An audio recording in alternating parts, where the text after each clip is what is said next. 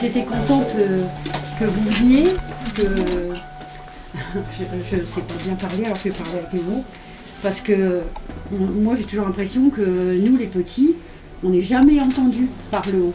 Et que vous vous déplaciez sur le terrain, vous ne pouvez pas savoir comment ça me fait plaisir. Parce que bon, c'est sûr, vous voyez les choses, tout ça, mais au moins vous pouvez comprendre de ce qu'on vit.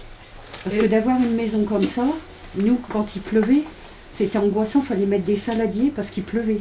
Alors, on vivait dans la moisissure, on avait beau nettoyer, c'était noir, c'était... Et moi j'ai des soucis de santé, les douleurs et tout. Et de voir que cette association peut se faire avec Emmanuel, et qu'après ça va continuer, je me dis si ça peut aider des autres, le bonheur que vous me procurez, parce qu'on a tellement honte, on ne vit plus. Je souhaite aussi être le plus souvent possible sur le terrain parce que rencontrer les familles, c'est redoubler d'énergie en se disant il faut qu'on les aide. Ici, le système a fonctionné, on a réussi à les aider. On a vu une autre famille où c'est le début, mais on sait qu'on va pouvoir faire les travaux. Et du coup, les enjeux qu'on a, côté État et avec tous les partenaires, c'est de passer à l'échelle, c'est d'en faire beaucoup, beaucoup plus. Mais là, on a maintenant presque tous les outils. Alors c'est vrai que les premiers dossiers, c'est des pionniers, c'est des gens qui y croient et qui veulent bien faire le pari. Mais là, on est en train de stabiliser les outils, il faut qu'on voit si on peut les améliorer encore un peu et après on peut déployer. Et nous, on est vraiment prêts à participer à des groupes, à apporter l'expertise. Je pense que la société civile au sens large, y compris les entreprises, peut être aussi en aide et en ressources vis-à-vis de l'État. L'État met de l'argent, les collectivités mettent de l'argent, il faut que les entreprises s'engagent, il faut que les artisans s'engagent, il faut que le système social trouve les familles en question.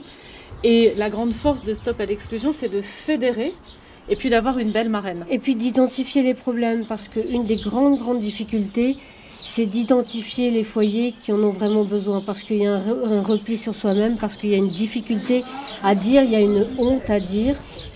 Eh ben, quelqu'un qui serait dans la même situation que moi, je lui dirais de faire confiance, parce que Stop Exclusion Énergétique, ça nous aide et ça peut aider beaucoup de monde. Parce que moi j'avais honte avant, je n'osais pas m'adresser à personne, et ça donne un grand coup de pouce. Et si on pouvait aider plein de monde, ça serait merveilleux.